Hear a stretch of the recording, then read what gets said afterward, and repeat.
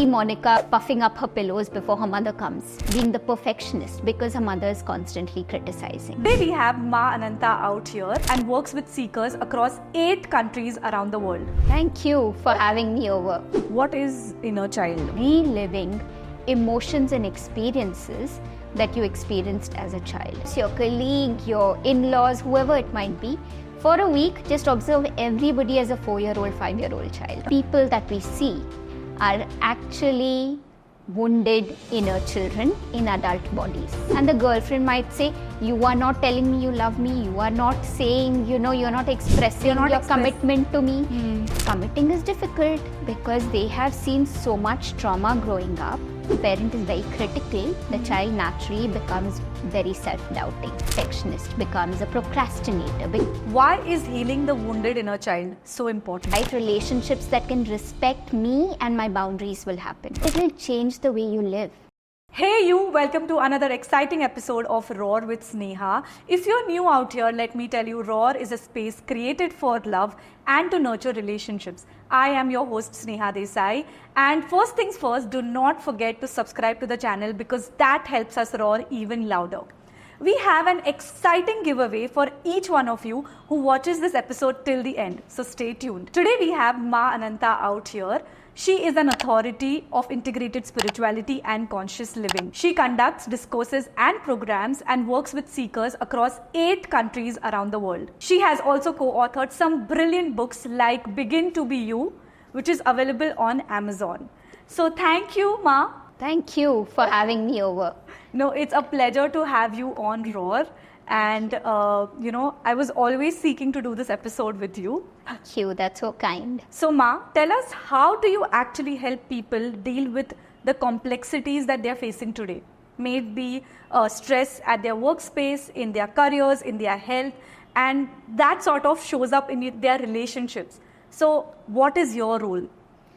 Okay, so my role comes in to hold a mirror to help you see the powerful being that you are. Okay. Now we look at the mirror every single day. Yes. Most people do. Yeah. But what are we seeing? Are we actually spending time looking at ourselves in the mirror beyond the physical? I don't think we have the time. Which means that we're not taking the time to even look at ourselves. How are we going to have the time to look at relationships with other people and try and reflect on it? Yeah, true. Yeah? Yeah. So the first thing is, how do I make time to at least look at my own reflection in the mirror and try and look at something that's beyond. Look into your eyes the next time you look at yourself in the mirror. Okay. And ask yourself, where are you at? Who are you? Beyond the definitions that the society has set for yourself. Yes. Yeah. But most people do not sort of reflect. They don't want to, look at these questions. I don't know how many people even think about these questions.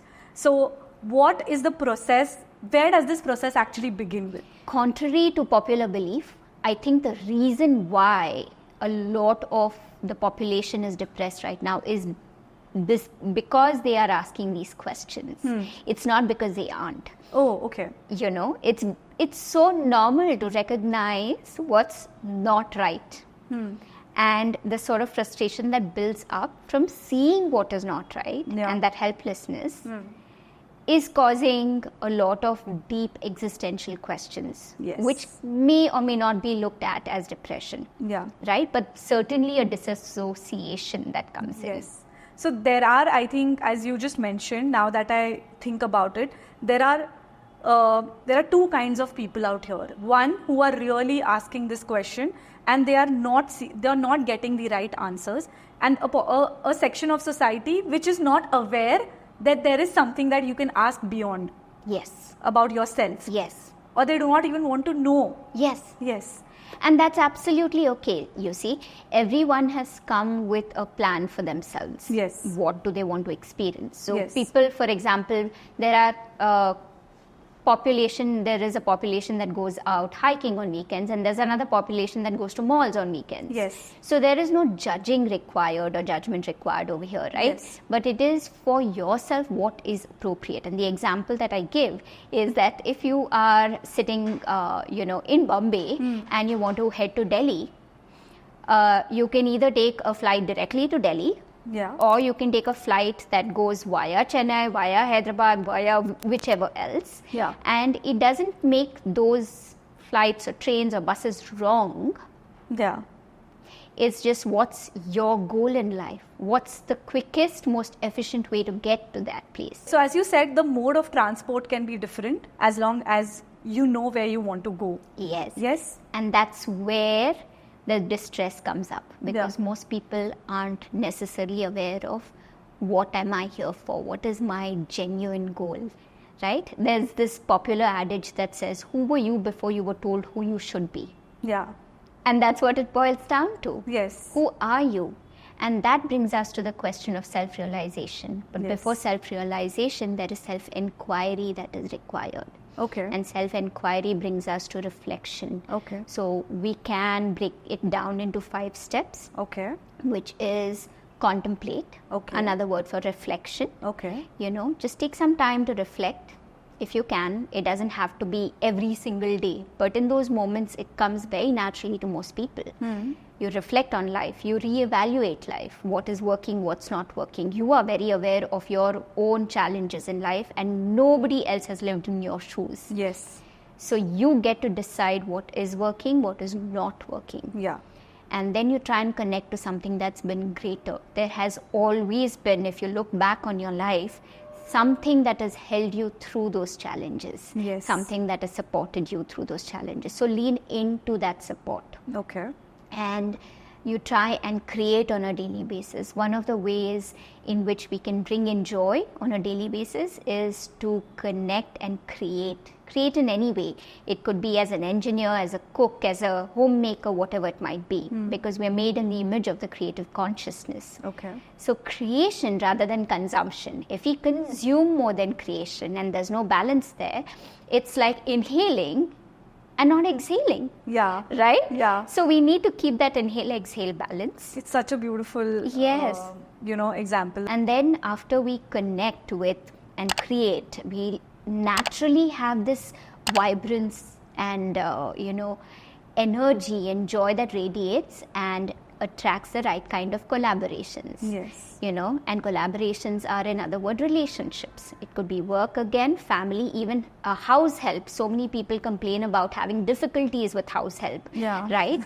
And it's always easy to talk about what's not working out externally, but coming back to what is in my control in terms of what can I change about my patterns or thought processes to change the situation.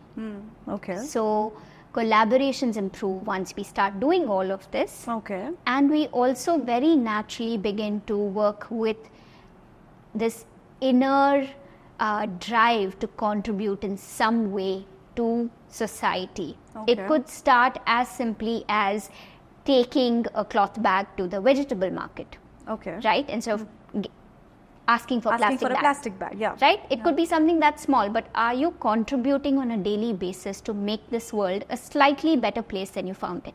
Got it. So if I do these 5 steps, say contemplate, connect to a higher energy or a source. Yes. Then third, you said create. If I'm Yes. creating something every day.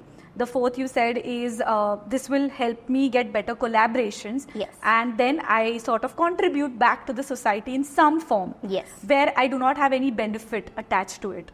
Yes. It's contribution without a motto. That's very important, I feel. Yes, without a selfish Without a motive. selfish motto. Yeah. So when I am doing all these 5 things, what is exactly happening? You're living more consciously. I'm living more consciously. Yes. Okay. And you're not. So what has happened is because the pace of life has increased and the demands on our time has increased. Yes. We are feeling very stressed out. Yes. And so most of us, Yeah. very justified, most of us are just existing. Yes. We're just trying to make the ends meet. Yes. Right? Yeah. So for such a person, and this is a very, very important conversation. Thank you so much for offering me this opportunity to share this with more people, right? Because if there is someone drowning, you don't give them gyan about meditation in that moment, Yes, right? You don't yeah. talk about meditation in that moment. What you're going to do is first Help. throw a rope and try and save that person. Yes. So it is very important to recognize where are you at in your life? If you are trying to make the ends meet, that is your life purpose. That is your dharma in the moment. You don't have to feel guilty for not meditating. Okay. Because you are doing what you're here to do. You're making the ends meet for other humans, and that's your contribution, you see. Everybody says, and it's just so, it's like it's made so universal that everybody has to meditate or everybody has to follow these stereotypical things which are said, and maybe you are not meant to do that at that point of time in your life.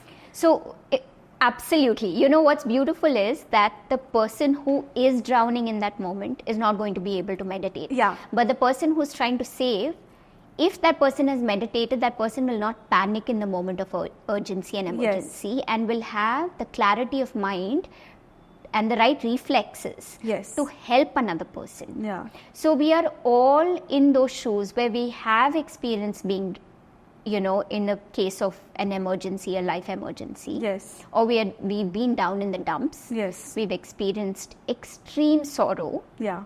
Right? Yeah.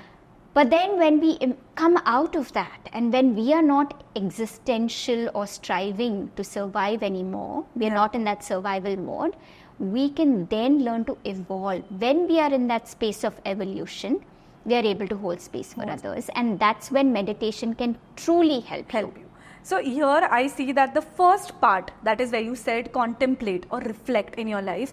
I think right now everybody is short on time. If you go to see, we are continuously consuming content. We are trying to make the ends meet, and everything is so stressful and demanding. Yes. May it be my relationships, may it be like, I have to be at the gym. I have to eat healthy. I have to work these many hours. I have to show up for my social functions. There is just so much demand, and people are not able to reflect. So I want us to dig deeper into reflection.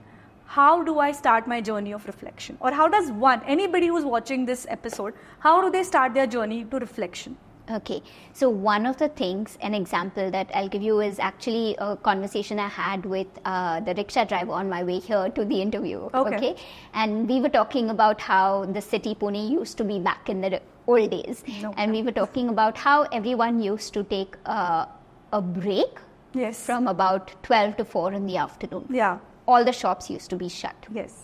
Right? That's a very Puneri thing. That was a very Puneri thing. And another person I spoke to in Himachal once was when it snows, they take 2 months off. The whole family just sits. They are farmers. That's their main source of income, and they all just wait and rest. And that is not happening because of the way of life, the change that has happened. Okay. So I think to balance it out, those moments where we have to be opportunistic. Okay. Yeah. So if you are traveling from your home to work, right now we are trying to listen to podcasts and make the most of our time. We want to learn something, or we want to be inspired, or we want to distract ourselves from the mundane. Yes. What did people do back in the day when there were no devices? They sat with their thoughts. Yes. Or maybe chatted with their, local train buddies. But there was time to reflect.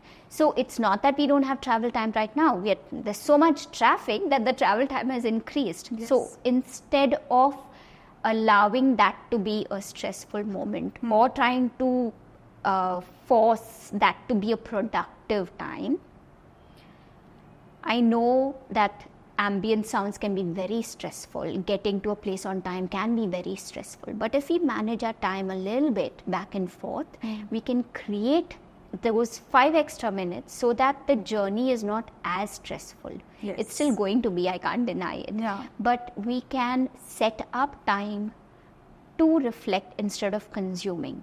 Definitely. I think everybody right now is talking so much about motivation or make the most of your time. This is the need of the hour, as you just said, that we need to sort of just sit and not do anything sometimes. Yes. Because that is where you're going to hear your own thoughts. Yes. And what you are trying to talk to yourself. Yes. And people have forgotten that. Yeah. So what happens when a person has a panic attack, right? Yeah. The breathing changes. Yeah. Now this happens because we are consuming too much. Like there's a lot already inside of us to process in terms of our own emotions, our own life goals, our own life questions, and we're trying to find solutions, Okay. which may be very generic. Yeah. Okay, and that's where the role of a mentor or a guru comes in, because it is customized to your need. Okay. When you go to a store, you are picking up exactly what you need. Yes. If you are going to pick up, baskets full of things that you don't require, Yeah. you're just going to have a pile of things at home. Yes. And that's what is happening. Or you go into a store or a restaurant and you order everything on the menu. Yeah. That's what is happening. Or when you actually opt for a buffet, that's what happens. You end up eating what you don't want to eat. Yes. Yes. Instead of ordering what you actually want. Yeah. When you go for a buffet, that's what is happening with all of us, because Yes. we don't know what we are seeking for. Yes. And that's when you start picking up everything that comes your way. Yes. Yes. So it's absolutely okay to try different things, right? At a buffet, continuing with that analogy, it's all right to try it out. But at some point, you're going to need to sit and reflect. Do I want a second helping of this? Yes. Right? Yeah. And people are constantly consuming things that may or may not be integrated, and that's where my role comes in, Okay. to answer your question, to help people customize and take in or consume things consciously, and most importantly integrate so that they find the benefits in their daily life. So all this doing where, people are trying to do everything today is eventually affecting their relationships, because there's no time. Yes. I don't have time for my sister. I don't have time for my family, because, I want to be this ex-person who's, completely like a superwoman who's trying to do everything out there, but we fail on the relationships bit. Right. Yeah, that is what is actually happening today. Yes. Yes. Yes. So the relationship and trying to do so much, right? Let's dive into that a little more. When does a person try to do a lot? When they're trying to prove something. Prove something to whom? Is it to yourself? Is it to your parents? Is it to validate, to show to society that I'm good enough?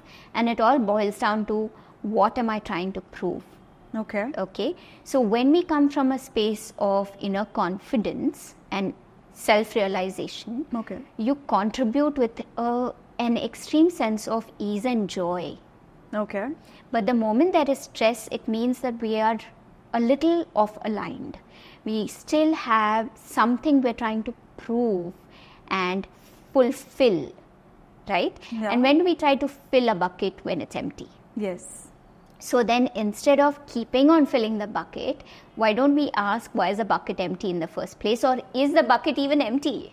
But how do I know? How does one know that I'm trying to sort of prove, or is it just because it's my inner calling? Yes. What is how can I exactly know that what is happening out here when I'm trying to do so many things? Yes. So if you find yourself on a regular basis experiencing self-doubt, Okay.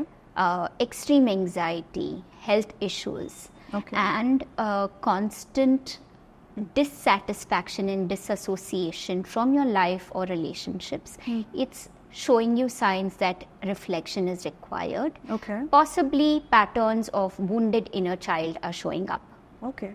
What is inner child? So the wounded inner child, I'm going to talk about the inner child in a two-pronged process. Okay. So to explain the wounded inner child, I'd love to share this particular installation Okay. created by this artist Alexander Milov in 2015 at the Burning Man Festival. And if you look at it and if you see it, it's these two adults who are facing away from each other. Okay. Because they are experiencing anger and disagreement, but the child within is trying to reach out. Okay. Yes. So most people that we see, okay, are actually wounded inner children in adult bodies. Okay. Okay. So now think back immediately. You can know someone who throws tantrums at work, or someone who has who triggers you very, very easily. Now I don't want to encourage blaming the person who is creating that trigger point, but have this as an opportunity to look within and say, yes, I am being triggered. Yes, this person is crossing my boundary, but what is it that I need to recognize within myself? Okay. And when certain patterns keep continuing, we recognize that there is a conditioning underlying a certain core belief about yourself. Okay. If it's a positive one, you will live your life with joy and ease. Okay. If it is not a positive one, then it's possibly something that you took on. Either you were told directly or something you took on or listened to watching your adults. You concluded for yourself. Okay. And that becomes a wounded inner child experience where you are reliving emotions and experiences that you experienced as a child. And now there is research that proves that even a 6-month-old fetus is able to not only recognize the mother's voice, but interestingly enough is also soothed by it to the extent where the pace of the heart reduces. Oh, wow. Heartbeat. Yes. So as a fetus, we are that sensitive Yes. to sound and emotions of the mother. So you can imagine how much a person, a consciousness is soaking in from in and around the environment growing up. And if that has not been dealt with, the patterns can show up. Sure. We had somebody on this show, a sound healing practitioner, and he sort of spoke about this, that how when you are in the mother's womb, the ear is the first sensory organ which develops the first, and you are going to listen, you are actually taking in all the vibrations right from the point that you're in your mother's womb. Yes. And it is a beautiful episode, and I think this is so true that if you said a very nice thing, that if you haven't dealt with it, so we all have patterns and traumas and emotions which we've dealt with as a kid, but if we haven't dealt with it in our adulthood, it sort of shows up. Yes. So how does one deal with it? So I would invite our audience to actually just observe for the next 1 week. Okay. Everyone you meet, observe them as a 4-year-old child or a 5-year-old child. Okay. Whether it's your boss, your colleague, your in-laws, whoever it might be. For a week, just observe everybody as a 4-year-old, 5-year-old child. Okay. And it will change the way you live. Because you recognize that everyone is coming with their own unresolved baggage. And it's not only about you. Wow. So you don't take things as personally. Everything doesn't trigger you. Everything doesn't become this big life question. Yeah. But how does one know that these are my, patterns, or this is what I need to work on personally? Yes. So when you see yourself repeating the same conversations in your mind, Okay. or experiencing the same situations in relationships. Okay. Can you give an example? As an example, suppose as a child, a person had difficulty drawing boundaries with a parent and was always told what to do. Never allowed to express their wishes. Okay. Might find a friend who decides for them, might find a boss or a colleague or a team leader who decides for them. And this person could be talented or have, an occasional brilliant idea, but has always been, going with the flow, so to speak, So going with the flow can also have a negative connotation. Yes. We're going with what someone else wants. Yeah. And it could be... Yeah, it also shows that the person cannot take decisions because it's just the easy way out, that, you are just going with the flow.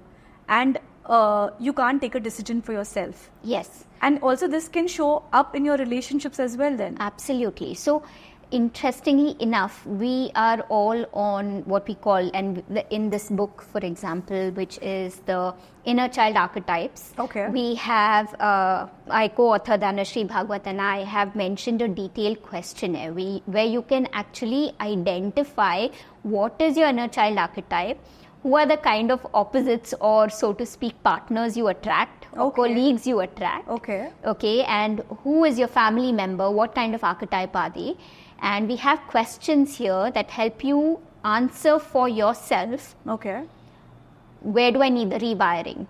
If I am a perfectionist, then what is it that I am working on for myself? Why is it so needed for me to be a perfectionist in the relationship? Okay. That I am afraid I will lose my partner if I don't do this. You're preempting everything. Okay. Right? There is extreme fear of being abandoned, for example. Yeah. Or there is extreme Or there are people, for example, who sort of latch onto their relationships, you know? Yes. It's excessive Yes. possessiveness. Yes, or the opposite, where a person is completely independent Yeah. and they find it difficult to actually emotionally engage in relationships also. Yeah. So in that we have shown that you have, like a slide, like a meter, and a person can be extremely detached or extremely clingy. Okay. And you're trying to come to a place of self-confidence, self-love, self-respect, self-realization, where you say, let me take the middle path. Okay. When I take the middle path, things around me will naturally align. The right people will happen. Okay. The right relationships that can respect me and my boundaries will happen. Okay. But if we do this coming from a space of rebellion or sudden, need to finish relationships or burn bridges, which is also okay and required, there is a possibility that you might be going to extremes. Okay. So when you undergo the wounded inner child therapy, Okay.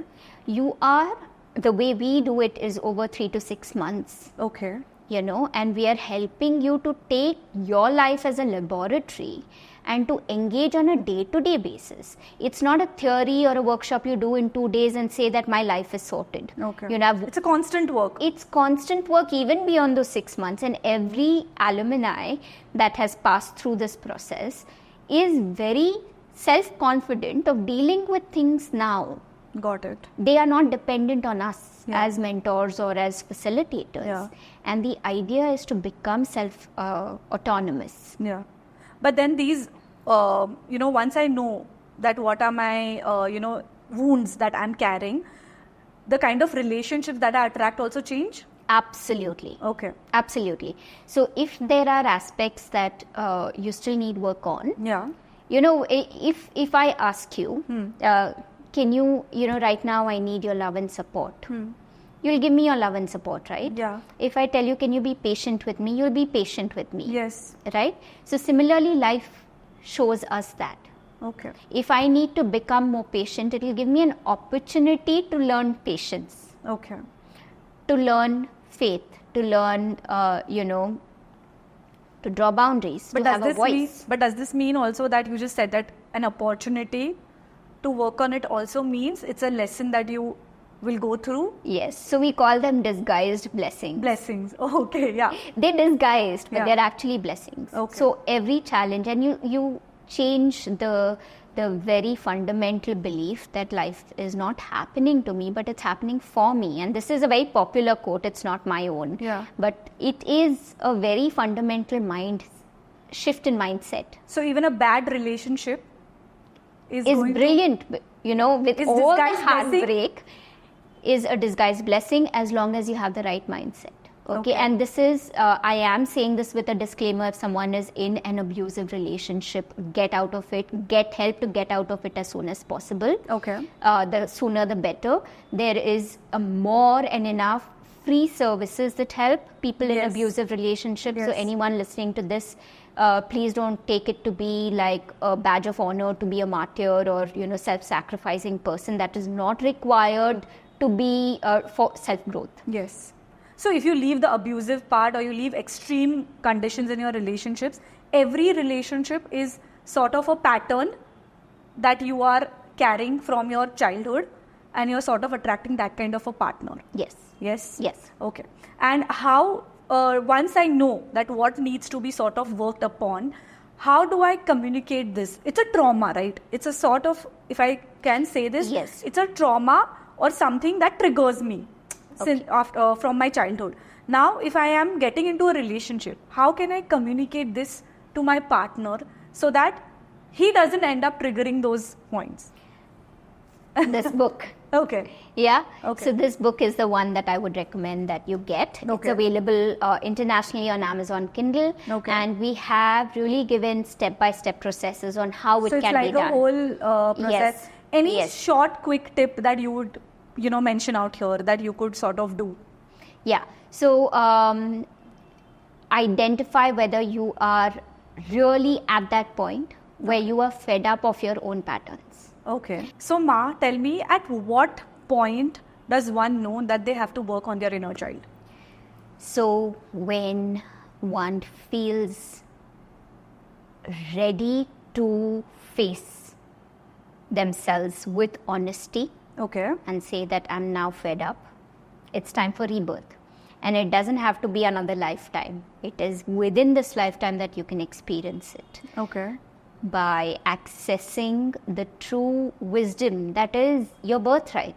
Okay. And this can happen through the wounded inner child therapy. It can happen through many other forms and modalities of healing. Okay. It depends on where you want to start. Okay. So with the wounded inner child, for example, when you have healed it, you begin to access holistically also the divine inner child within you.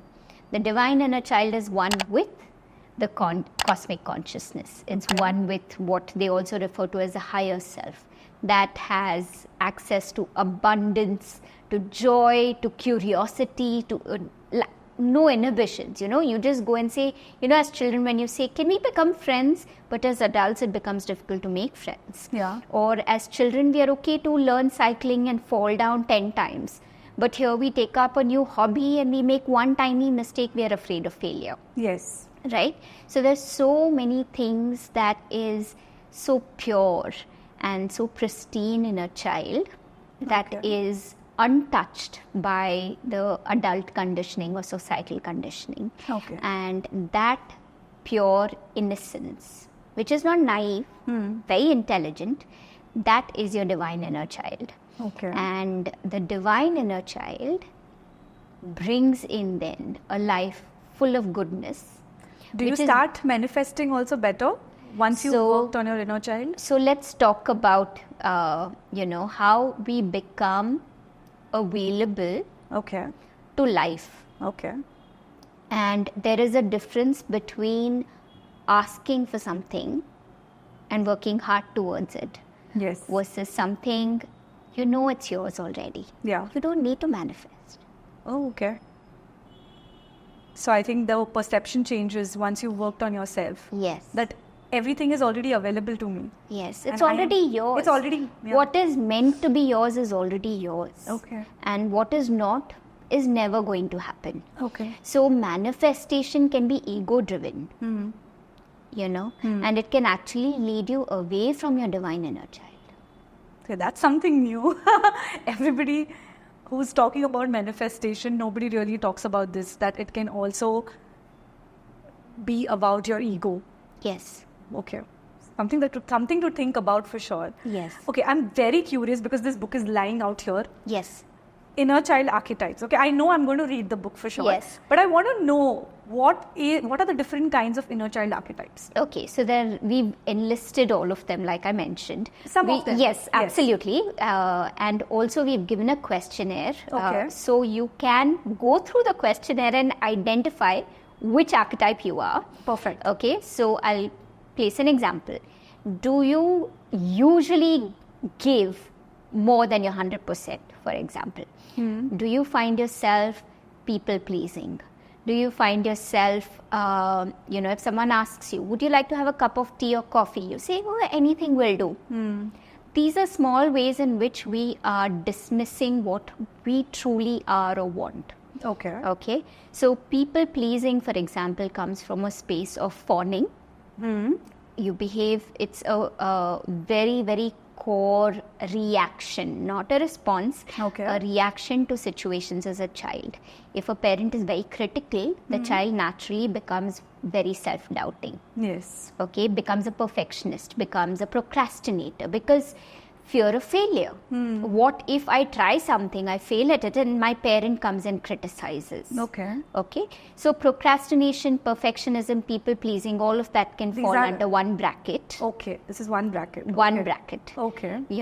So how do other archetypes manifest? Okay. So for example, there is a parent who's very emotionally dysregulated, or in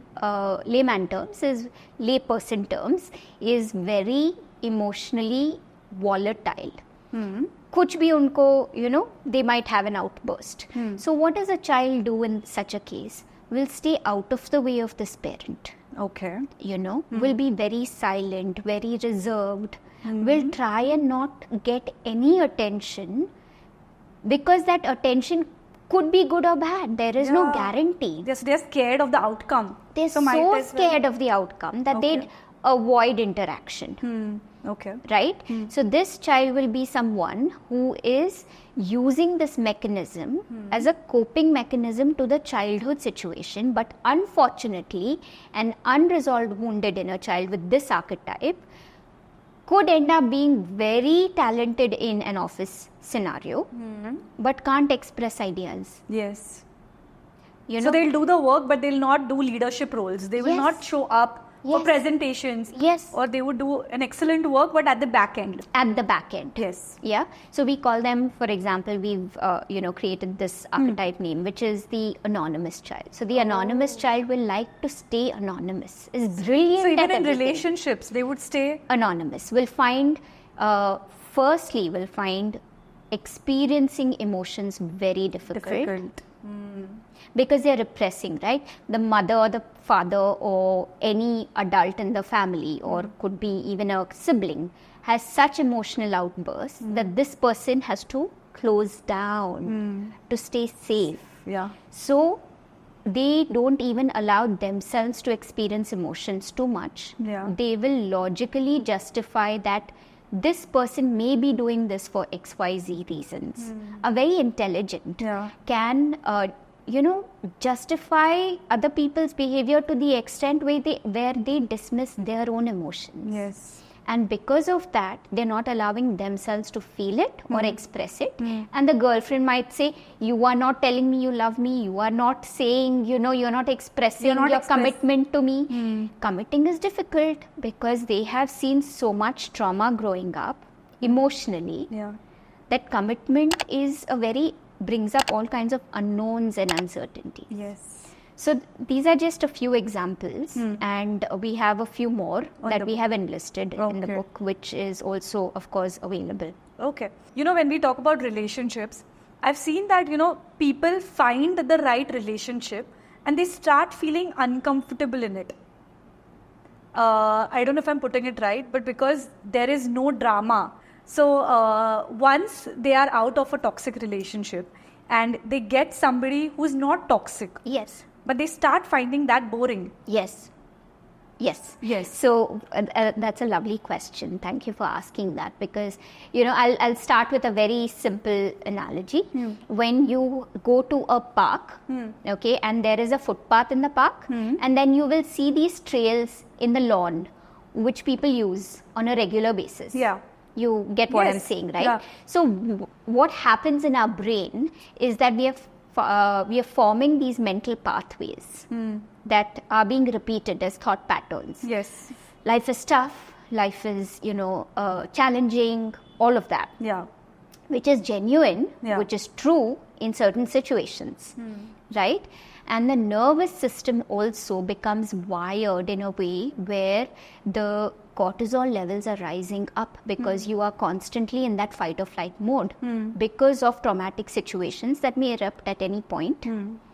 And so the body becomes wired in a way that it continues to react like that even in good situations, and finds it so difficult to take a simple footpath instead of going the old way. Yeah.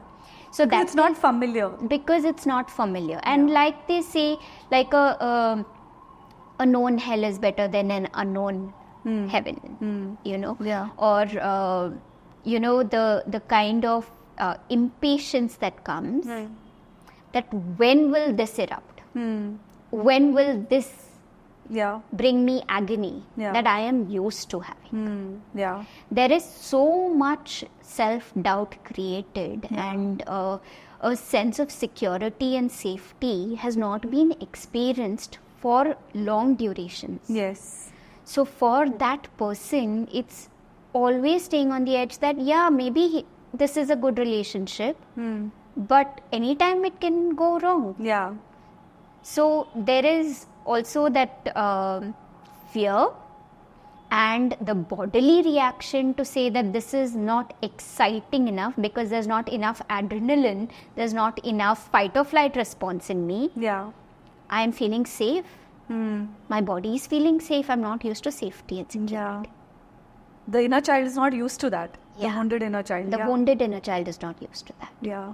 Why is healing the wounded inner child so important? Why should one start with it? That is amazing as a question, because there is this concept of spiritual bypassing. Okay. And it's become such a popular thing, right? To be on the spiritual path, to meditate, to talk about astral travel and dimensions and so Yeah. many other things. Yeah. But where's the foundation? What we do as humans Yes. is that we take our wounded inner child trauma. If you are competitive as a wounded inner child, you're going into a meditation hall, there's a discussion, you're saying, why is that person having more astral experiences than me? Why is that person able to meditate for 2 hours and I get up in 5 minutes? Competition has happened there. It's going to show up there It's going also. to show up there also. Yes. As the saying goes, that you need to be as pure and open-hearted as a child to have access to creation and the creator.